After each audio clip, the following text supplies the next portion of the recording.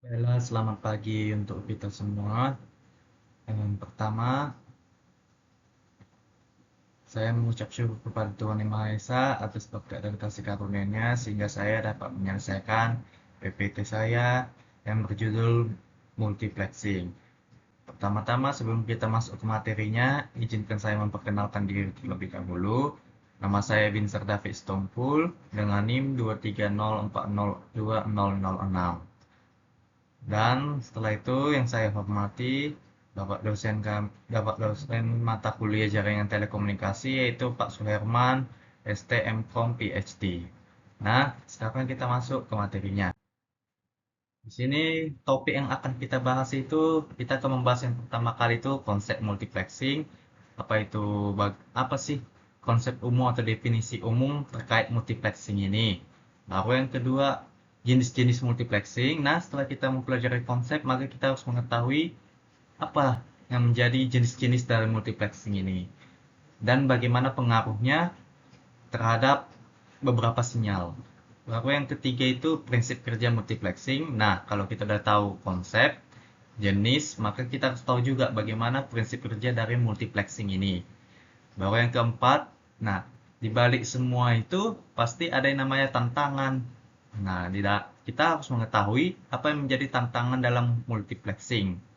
Lalu yang kelima, manfaatnya atau implementasi multiplexing ini dalam kehidupan nyata. Untuk sumber acuan, saya mengambil dari dua jurnal dan satu buku. Untuk jurnalnya itu ada jurnal dari Taraj Touch yang berjudul Orthogonal Time Sequence Multiplexing Modulation, Analysis and Low Complexity. Untuk bukunya ada yaitu dari Trung NH, dia itu judulnya Multiplexing Technique for Application Based on 5G Systems yang dipublikasikan oleh Intecopen. Baru untuk jurnal selanjutnya ada dia dari Chi Chuan Cho, di mana judulnya Communication with Guarantee Bandwidth and Low Latency Using Frequency Reference Multiplexing. Oke, kita masuk ke topiknya.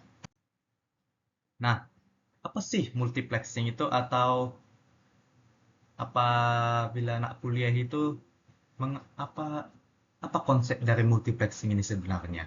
Nah, multiplexing itu dia adalah teknik dalam telekomunikasi yang memungkinkan beberapa sinyal yang independen atau sinyal-sinyal yang bersifat individual lah atau sinyal-sinyal masing-masing sinyal yang individu dia itu dapat dikirimkan secara bersamaan melalui satu media fisik transmisi seperti kabel atau gelombang radio.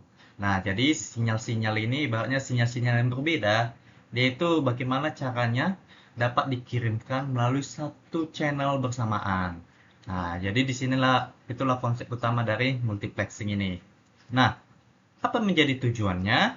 Tujuannya itu untuk mengoptimalkan kebutuhan bandwidth dan mengurangi kebutuhan infrastruktur yang mahal dan boros. Nah, seperti yang kita ketahui kan, sinyal-sinyal itu kalau dia mau dialirkan atau mau dilewatkan gitu, dia kan kalau kita memakai masing-masing misalnya sinyal pertama, sinyal kedua, sinyal ketiga, masing-masing ada kabel transmisinya masing-masing kan, itu kan akan membuat namanya infrastruktur yang makin mahal. Jadi dia pembiayaannya makin mahal dan yang paling simpelnya sih rumit. Jadi dengan adanya multiplexing, sinyal itu dapat dikemas dalam satu channel yang sama. Lalu ibaratnya multiplexing ini kita dapat dalam kehidupan sehari itu seperti jalan tol. Nah, dalam jalan tol kan saat kita melewati jalan tol itu kan ada namanya kayak stasiun gerbang tol. Nah, stasiun gerbang tol itu kan dibuat beberapa jalur itu. Ada 5 jalur, atau 6 jalur, atau berapa jalur lah, tergantung daerahnya masing-masing. Nah, sinyal itu ibaratnya mobil. Nah, terbayang nggak kalau misalnya bagaimana kalau jalan tol itu cuma satu jalur aja? Maka akan jadi kemacetan. Dan beberapa sinyal yang berbeda pun dari beberapa arah akan menuju ke satu itu dan akan terjadi kemacetan. Akan terjadi nama interferensi, akan terjadi banyaknya delay. Delay itu seperti macet, interferensi itu seperti kayak kan sinyal-sinyal ini akan menyatu gitu. Jadi kualitas dari data atau informasinya itu bisa mudar atau bisa hilang, baru jadi lama lagi. Nah, jadi lama. Nah, jadi untuk supaya sinyal itu tidak seperti itu, dibuatlah beberapa jalur. Jadi setiap mobil-mobil ini dapat melewati jalurnya masing-masing. Nah, jalurnya masing-masing sehingga dapatlah sinyal-sinyal ini kualitasnya masing-masing itu tetap terjaga. Nah, itu ibaratnya. Dan setelah kita mengetahui konsep dari multiplexing ini, muncul suatu pertanyaan. Bagaimana sih cara setiap sinyal agar tidak bertabrakan? Nah, walaupun kita mengetahui sudah dibuat jalur, sudah dibuat ini, sudah dibuat masing-masing jalur, dan tapi kita masih bertanya-tanya, kan misalnya dari jalan tol itu kan setiap mobil kan berbeda, ya kan? Setiap mobil pasti berbeda arahnya. Bagaimana sih supaya sebelum mereka melewati jalur ini, setiap sinyal itu tidak bertabrakan? Jadi ibaratnya, misalnya ini sinyal satu, aturannya mau ke ya kan ke multiplexing itu ke jalurnya masing-masing ya kan. Nah, bagaimana supaya sinyal satu dan sinyal dua ini tidak bertabrakan gitu saat memasukinya? Nah, jadi sinyal-sinyal ini jawabannya tidak dikirim begitu saja secara acak dalam satu jalur. Jadi multiplexing ini dia lebih apa lagi ya namanya, lebih akurat dia dalam proses kerjanya di mana dia itu memisahkan sinyal tersebut. Nah, jadi sebelum memasuki jalur, sinyal tersebut dipisahkan dulu berdasarkan karakteristiknya tertentu, di mana setiap sinyal diberi ruang dan waktu berdas yang berdasarkan sinyal tersebut tersendiri sehingga sinyal antar sinyal tidak saling mengganggu. Nah, bagaimana caranya kita mengetahui karakteristiknya? Nah, di sini kita akan menjelaskan karakteristiknya. Nah, kita mengetahui multiplexing itu terdiri dari 4 jenis. Yang pertama itu saya akan menjelaskan TDM. TDM atau Time Division Multiplexing. Apa artinya? Nah, di sini sinyal itu dipilih atau dia telah diberikan slot atau waktu tertentu untuk dia dapat mengirimkan suatu sinyal berdasarkan dalam satu waktu dan dalam satu saluran. Jadi dia itu ibaratnya di TDM ini sinyal itu telah diberikan slot waktunya masing-masing. Jadi ibaratnya udah diberikan slot waktu, sinyal ini tidak dapat mau ke slot sini, mau ke slot situ. Jadi dia udah ada slot waktunya masing-masing. Sehingga sinyal dapat dikirimkan dalam satu saluran berdasarkan slot waktu tersebut. Nah, selanjutnya ada namanya FDM, Frequency Division Multiplexing. Nah, kalau TDM tadi Time Division Multiplexing artinya berdasarkan waktu. Yang kedua ini dia berdasarkan frekuensi. Nah, apa artinya? Setiap sinyal itu dikirimkan frekuensi yang berbeda dalam satu saluran agar tidak saling bertabrakan. Jadi simpelnya sinyal-sinyal itu memiliki frekuensi yang berbeda. Ada misalnya sinyal pertama itu 20 Hz, sinyal kedua itu 10 Hz. Nah, jadi dia itu frekuensinya berbeda sehingga saat memasuki multiplex dapat dia tidak saling bertabrakan gitu. Jadi mereka tetap berada pada jalurnya masing-masing. Nah, yang ketiga itu ada WDM atau delay wave division wavelength division multiplex. Nah, di sini kalau wavelength artinya dia berdasarkan panjang gelombang. Panjang gelombang apa? Nah, di sini sinyal-sinyal itu ditentukan berdasarkan perbedaan panjang gelombang cahayanya masing-masing dalam satu saluran. Baru jenis yang terakhir ada CDM, Code Division Multiplex. Artinya kalau udah code berdasarkan kodenya. Jadi sinyal-sinyal ini dia ada kodenya masing-masing. Kode unik pada setiap sinyal, di mana dia itu memungkinkan mereka atau setiap sinyal itu dapat terbagi di dalam saluran secara bersamaan. Nah, keempat sinyal ini adalah jenis-jenis multiplexing. Ada time division multiplexing, FDM, WDM, dan CDM. Perbedaannya kalau TDM dia ada slot waktunya, FDM dia berdasarkan frekuensinya, WDM berdasarkan panjang gelombangnya, dan CDM berdasarkan kodenya. Nah, kemudian muncul pertanyaan nih. Bagaimana kita memilih teknik multiplexing yang tepat pada sebuah sistem? Nah, kita udah tahu ini karakteristiknya kan? Nah, kita udah tahu karakteristiknya, tapi kita mau tahu bagaimana sih teknik multiplexing yang paling tepat? Apakah itu dia menggunakan jenis TDM atau FDM atau WDM atau CDM? Nah, ya kan kita nggak tahu itu kayak apa yang kita butuhkan. Nah, cara kita supaya tahu teknik multiplexing yang paling tepat saat kita membutuhkannya itu kita harus memperhitungkan kebutuhan-kebutuhan dari sinyal tersebut seperti jumlah jumlah penggunanya, berapa banyak penggunanya, apakah itu 3 atau 5, baru jenis datanya, apakah itu suara, video, atau teks, baru kapasitas bandwidth-nya, tingkat delay-nya, dan kondisi jaringan. Nah, intinya kita harus mempertimbangkan beberapa pertimbangan seperti jumlah jumlah pengguna atau yang paling penting itu apa jenis datanya. Apakah itu jenis data suara, video ataupun teks. Nah, untuk hal itu kita harus mengetahui dulu apa ini prinsip kerja dari multiplexing.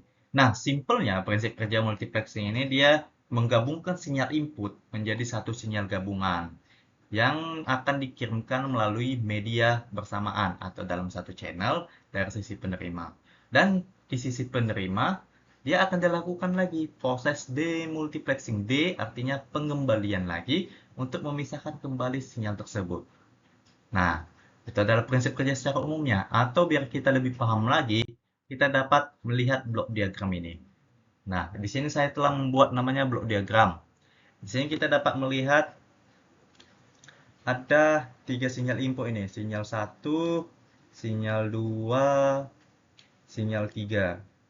Nah, masing-masing dari ketiga sinyal ini, dia dimultiplex atau digabungkan dalam satu saluran. Nah, seperti yang aku bilang, 3 sinyal ini akan dia dia dipisahkan terlebih dahulu, baru ditentukan apakah karakteristik sinyal ini berdasarkan apa. Apakah dia itu TDM, FDM, WDM, atau CDM. Nah, dalam sini terjadi namanya proses multiplex, di mana sinyal-sinyal tersebut digabungkan menjadi satu sinyal dalam satu saluran yang sama. Dan kemudian dia akan diteruskan ke communication channel. Di sini terdiri dari tiga channel. Dia sebenarnya dalam satu kanal. Cuma dalam satu kanal ini terdiri dari ada tiga jaringan, tiga tempat gitu. Nah, di sini misalnya untuk channel satu ini untuk sinyal input satu, channel 2 untuk sinyal input 2, channel 3 untuk sinyal input 3. Nah, dibuat kayak gitu supaya kan kualitas sinyalnya tetap terjaga. Jadi walaupun dia udah telah digabungkan dan dialirkan dalam satu kanal ini, jadi sinyalnya dapat terjaga tetap kualitasnya. Ini dari sinyal input yang mana gitu. Nah, di sini dibuat apa namanya? Seperti pembatas atau dia disebut kalau di dalam sini guard band. Guard band itu adalah pembatas supaya sinyal satu dan sinyal 2 atau sinyal 2 ke sinyal 3 atau sinyal 3 ke sinyal 2 itu tidak saling bercampuran, tidak saling adanya interferensi atau tidak saling di mana kualitas suaranya itu tidak hilang. Jadi dibuat pembatas agar kualitas suaranya tetap terjaga. Nah, nanti kita akan membahas pembatas ini pasti ada berhubungannya. Nah, dengan apakah kualitas ini tetap terjaga atau tidak. Nanti itu berdasarkan apakah pembatasnya itu lebih tebal atau lebih apa di mana ya bahasa bilangnya lebih kuat lah untuk menampung masing-masing sinyal. Dan kemudian udah digabungkan dalam satu kanal, sinyal ini di demultiplexing lagi. Nah, ini dia di sisi penerima, ini sisi pengirim. Nah, ini sisi pengirim, ini di sisi penerima. Penerima. Aduh. Nah, disinilah sisi penerima. Demultiplexing artinya sinyal tersebut dipisahkan kembali berdasarkan masing-masing sinyalnya. Jadi misalnya kalau channel satu ini dia sinyal tersebut dipisahkan, dia rupanya mau mengalir ke arah output di mana seseorang itu ingin bermain YouTube. Nah, atau masing-masing lah berdasarkan sinyal satu, sinyal dua, sinyal tiga ini mau diarahkan kemana. Nah, di sini dia digabungkan, di sisi pengirim dia digabungkan menjadi satu channel, dan tetapi di sisi penerima dia dipisahkan kembali agar outputnya sesuai dengan apa yang diinginkan oleh dari sisi penerima. Oke, dan di sini kita ada pertanyaan, apakah peran sinkronisasi dapat menjamin proses multiplexing? Nah, kan otomatis dalam setiap proses ini ada namanya sinkronisasi antara satu sama lain. Nah, sinkronisasi di sini itu memastikan bahwa sinyal itu dapat dibedakan berdasarkan kodenya, kode atau dapat sesuai dengan penerimanya. Jadi dia di sini sinkronisasi itu lebih tepatnya dia memastikan agar sinyal itu sesuai dengan output yang diinginkannya. Jadi oleh karena itu dalam multiplexing supaya tidak adanya terjadi kesalahan atau error atau apapun itu, di mereka itu ada namanya kayak apa alat seperti error connection atau manajemen buffer yang canggih. Nah, jadi apakah peran sinkronisasi dapat menjamin proses multiplexing? Sangat menjamin, tapi ada tantangannya pasti. Nah, ya, sinkronisasi ini sangat penting ya, supaya setiap antara satu sama yang lainnya itu dapat berjalan sesuai yang kita inginkan. Jadi dia dapat secara presisi dan dari sinyal input maupun output sesuai dengan yang kita inginkan. Oke, lanjut. Nah, di sini kita membahas tantangannya. Nah, kan telah tadi kita bahas bahwa dalam sinkronisasi itu pasti adanya tantangan. Ya kan, tantangan tersebut kita bahas satu persatu. Yang pertama itu interferensi antar sinyal atau bisa kita sebut crosstalk. Di sini kita bahas tadi tentang guard band. Nah, jadi kan kalau guard bandnya tipis, ada kemungkinan sinyal pada channel 1 atau sinyal pada channel 2 itu ada beberapa sedikit dia mengalami kecampuran atau bercampur sehingga ya kita semua tahu apa yang akan terjadi kalau misalnya sinyal-sinyal ini bergabung atau bercampur. Ya, kualitas sinyalnya makin menurun, baru ada dan kemungkinan sinyalnya dapat hilang. Apa yang mau kita sampaikan, kita nggak tahu. Nah, jadi tantangannya itu adalah interferensi antar sinyal. Ini berkaitan dengan wideband. Yang kedua, ada namanya waktu. Waktu atau sinkronisasi. Jadi, sinkronisasi antar waktu ini lebih tepatnya apabila misalnya nih dalam sinyal ini terlambat. Nah, sinyal ini terlambat antar sinyal satu sama lain sehingga menyebabkan yang namanya overlap. Sehingga proses multiplexing ini tidak efektif. Tidak, apalagi namanya ibaratnya, sinyal ini akan kehilangan beberapa informasi yang mungkin kita butuhkan. Jadi, waktu di sini setiap sinyal itu harus bergerak secara bersamaan. Tidak ada yang namanya tabrakan satu sama lain. Nah, apa yang ketiga, tentang yang ketiga itu noise. Nah, seperti yang kita tahu, kebisingan, noise. Nah, apa yang menyebabkan ini terjadi? Nah, kan tadi sinyalnya nih udah bertabrakan misalnya karena ada interferensi, maka otomatis akan ada namanya noise. Nah, noise ini dia kebisingan karena adanya kayak apa ya bisa dibilang.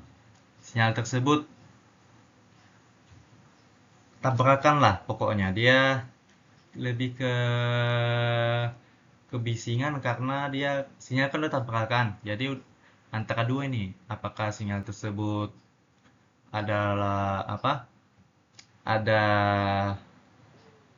apa namanya? Ada gangguan, baru noise ini dia bersifat eksternal. Jadi misalnya satu sinyal ini kita mau membuat seperti rekaman suara, tiba-tiba ada seperti kebisingan-kebisingan dari sini. Nah, itu mempengaruhi kualitas sinyalnya. Mempengaruhi kualitas sinyal sehingga mau nanti informasi yang kita dapat itu kurang lengkap atau kurang jelas. Nah, selanjutnya tantangan yang keempat itu keterbatasan bandwidth. Nah, ini seperti yang aku bilang, kalau misalnya bandwidth-nya kurang atau melebihi, itu sinyalnya dapat tumpang tindih. Jadi dia tidak apa yang bisa dibilang ya, eh apa namanya, tidak dapat mengalir lagi tuh karena dia keterbatasan bandwidth. Jadi kalau bandwidthnya kurang dia tetap mengalir, kalau dia bandwidthnya kelebihan dia mengalami namanya kelebihan. Jadi kelebihan antar sinyal sehingga mau nanti informasi yang kita terima itu terlalu apa? Terlalu outputnya itu terlalu, kalau bandwidthnya tidak pas lah di telinga atau apa sih yang kita dengar gitu. Nah, jadi bandwidth-nya ini harus dia sesuai, tidak lebih, tidak kurang. Baru yang kelima, kompleksitas sistem receiver. Kompleksitas artinya ini berkaitan dengan perangkat yang mendukung dalam sistem multiplexing.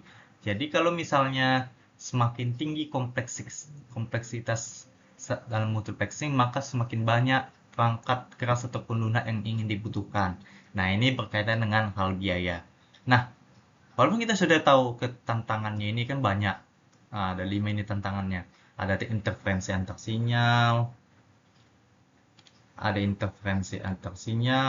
ada waktu, ada noise, ada keterbatasan bandwidth, ada kompleksitas sistem receiver. Kenapa sih multiplexing ini masih digunakan dalam kehidupan kita? Nah, jawabannya itu simple ya teman-teman, atau ya teman-teman. Multiplexing ini tetap masih digunakan karena keunggulan yang kita dapatkan dari multiplexing lebih banyak daripada keunggulan atau tantangannya. Nah, seperti yang saya bahas di konsep awal, bayangkan kalau misalnya kita ini ingin, misalnya di satu orang yang ingin nonton video, ini nonton musik, ini nonton apalah, nah, sinyal itu dibuat perangkatnya masing-masing, jalurnya masing-masing. Itu akan repot, infrastrukturnya mahal, dan biayanya pun mahal. Jadi dengan adanya teknik multiplexing, itu semua dapat diatasi. Jadi, kenapa masih digunakan? Karena keuntungannya masih lebih banyak daripada tantangannya atau hambatannya. Nah, di sini kita akan memahami apa sih manfaat multiplexing itu. Pertama itu dia di efisiensi penggunaan bandwidth. Nah, itu seperti yang saya bilang, kan tantangan itu keterbatasan bandwidth. Bandwidth dalam multiplexing itu tidak boleh lebih, tidak boleh kurang. Jadi dengan pas-pasan kita menghemat yang namanya efisiensi penggunaan bandwidth. Baru dia mengurangi biaya infrastruktur. Nah, itu udah saya jelaskan bagaimana kalau misalnya sinyal-sinyal itu dibuat jalurnya masing-masing, pasti infrastrukturnya akan lebih sulit dan akan lebih mahal. Baru meningkatkan kapasitas sistem. Iya, Baru yang baru yang keempat, memungkinkan transmisi data besar secara real time. Nah, ini nyata ya teman-teman. Kita dapat melihatnya dari segi pakai internet. Pernahkah teman-teman berpikir bagaimana sih Telkomsel itu waktunya datanya dapat digunakan oleh banyak orang? Nah, di sini kita nanti akan membahas di bagian implementasinya. Nah, itulah salah satu manfaat multiplexing. Dia transmisi data besarnya itu dapat dimungkinkan secara real time, secara nyata. Baru dia mendukung jaringan besar seperti 5G, 4G, IoT, dan serat optik. Nah, multiplexing ini sangat penting ya teman-teman, apalagi dalam dalam masa depan atau beberapa tahun ke depan ini tetap digunakan karena dia ini sangat mendukung sekali apabila ingin mendukung jaringan yang sangat besar. Dan di sini untuk kita akan nanti membahas beberapa jaringan seperti ortogonal, beberapa hal lah. Tuh. Nah, apa sih implementasi multiplexing di dunia nyata? Nah, jadi kita masuk implementasinya. Pertama, ya teman-teman udah familiar lah dengan ini. Ini paket yang kita sering pakai ya dalam sehari-hari. Ada Telkomsel, Tri, Axis, Excel, dan lain-lain. Nah, di sini dalam multiplexing itu berperan. Jadi dari sini multiplexing itu dia memiliki keuntungan di mana data-data ini semua baik mau secara telepon, SMS, baru main internet, setiap orang yang menggunakan paket ini dapat menggunakan secara bersamaan. Dan di sini peran multiplexingnya. Jadi setiap dari SMS, panggilan atau data tersebut mereka dapat menyalurkannya dalam jumlah yang besar karena sudah dilewati melalui satu kanal tadi. Satu kanal diproses dalam di multiplexing, digabungkan, diproses dalam satu kanal, kemudian disalurkan ke penerimanya masing-masing. Nah, itu dulu. Baru yang kedua kita dapat melihatnya dari serat optik. Nah, inilah untuk internet kita atau data kita teman-teman. Jadi serat optik ini dia menggabungkan yang namanya multiplexing. Nah, multiplexing di sini sehingga data-data itu dapat digabungkan secara bersamaan kemudian satu kanal dan dipindahkan dan kemudian dipisahkan kembali melalui output penggunanya. Nah, ini dapat kita lihat di serat optik, fiber optik. Nah, ini terkhusus untuk internet ya teman-teman. Baru yang ketiga dalam kehidupan sehari-hari lah ini juga TV. Di sini kita mengenal yang namanya mengenal di sini TV-nya itu berdasarkan frekuensi datanya. Jadi teman-teman ibaratnya gini, saat engkau mengganti channel Global TV ke Antv atau Antv ke Trans TV, Anda telah melakukan namanya teknik multiplexing. Jadi proses multiplexingnya, di mana dia dikembalikan lagi ke receivernya. Jadi dia saluran yang banyak ini dapat bertahan dalam satu kanal. Jadi teman-teman dapat mengaksesnya dan baik dari mau channel GTV, Antv, nah ini salah satu manfaat multiplexing. Baru yang terakhir, dalam kehidupan kita ada WiFi dan Bluetooth. Nah, WiFi ini memungkinkan bagi kita supaya perangkat itu terhubung dalam satu router tertentu masing-masing yang diberi di mana itu terdiri dari slot waktu dan frekuensi yang tidak saling mengganggu. Jadi, misalnya ini di kafe, WiFi ya. Jadi WiFi ini kan kita dapat menerima manfaatnya secara besar-besaran. Itu karena slot waktu dan frekuensinya itu telah ditentukan. Jadi sehingga mereka itu tidak saling mengganggu. Nah, dan ini terhubung dalam satu router. Satu router itu teman-teman bisa lihat kalau ada WiFi IndiHome, itu adalah satu routernya. Satu router sehingga kita dapat mengakses WiFi secara bersamaan. Baru untuk Bluetooth, baik Bluetooth ini menggunakan teknik hopping. Apa itu teknik hopping? Dia itu teknik di mana sinyal itu melompat ke perangkat lain atau ke sinyal lain yang telah ditentukan. Jadi simpelnya saat kita ingin Bluetooth antara satu perangkat ke perangkat lain, kan perangkat tersambung. Nah, disitulah sinyalnya melompat antar frekuensi dari satu channel ke channel lain. Ibaratnya dari satu HP kita ke HP kawan kita. Dia berdasarkan waktu yang telah disepakati. Jadi kita harus menemukan. Jadi sinyal Bluetooth dari HP 1 dan HP 2 itu akan saling dalam satu domain waktu yang sama. Oke. Oke, sekian pembahasan dari multiplexing. Semoga bermanfaat. Maaf kalau ada salah, boleh diperbaiki. Terima kasih. Selamat pagi. Ya, ini masih konsep utama atau konsep dasarnya. Jadi kalau teman-teman ingin memahami lebih dalam, oke, boleh. Terima kasih.